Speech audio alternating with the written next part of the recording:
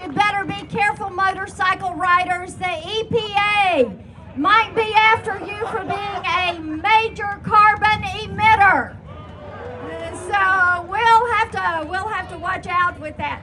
Thank you all for being here. I love telling people all the time, I have the best congressional district in the country. Tennessee's 7th congressional district. We're a lot of freedom-loving, flag-waving, guitar-picking, country music singing, NASCAR fans. And in my district, we believe when it comes to taxes, if 10% is good enough for God on Sunday, 10% is good enough for Uncle Sam on Monday. We also believe that we need to stop sending so much money to Washington, D.C. We need to leave it with the people that earn that money. We need to leave it with small businesses and job creators so that they can create more jobs and get America back to work. We know in Tennessee that Washington is not the answer to the jobs issues we face today. We know that America is the answer. And we know at the heart of this are great American patriots like every one of you who give up your Saturday to come out here and stand with an American employer. You know what I love about events like today? What I love about some of our Tea Party events? You're not going to find a single person paid by the SEIU to be out there protesting. You're going to find people that are out there because they believe in freedom.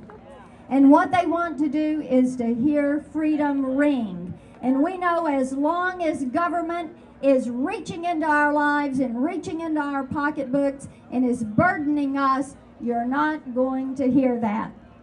I want to say a special thanks to the Gibson employees that are here today. We are just, we know this is a tough time with you and for your families.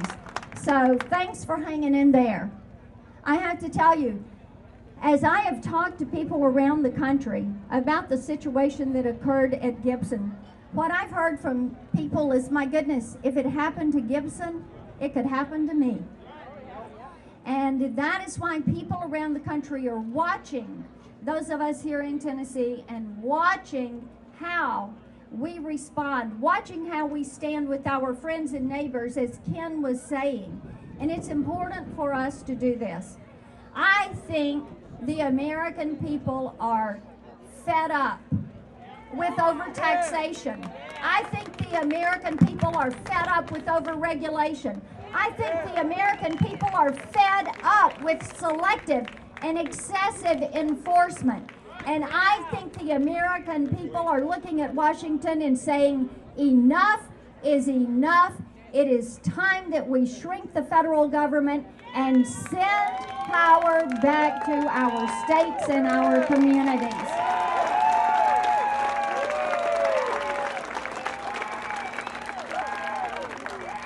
Thank you all so much for taking your time to be out here today. It is so good to be here and to join with you.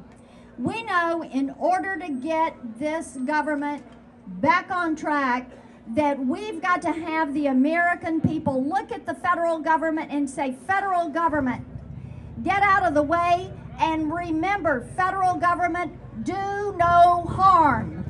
We want you to remember that your constitutional duty is to protect and defend the people of the United States. And that is where we want the federal government to stand up. Protect our borders. Protect our freedoms.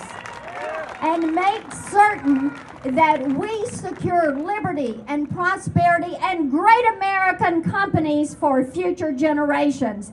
Thank you so much for letting me be with you today. Thanks.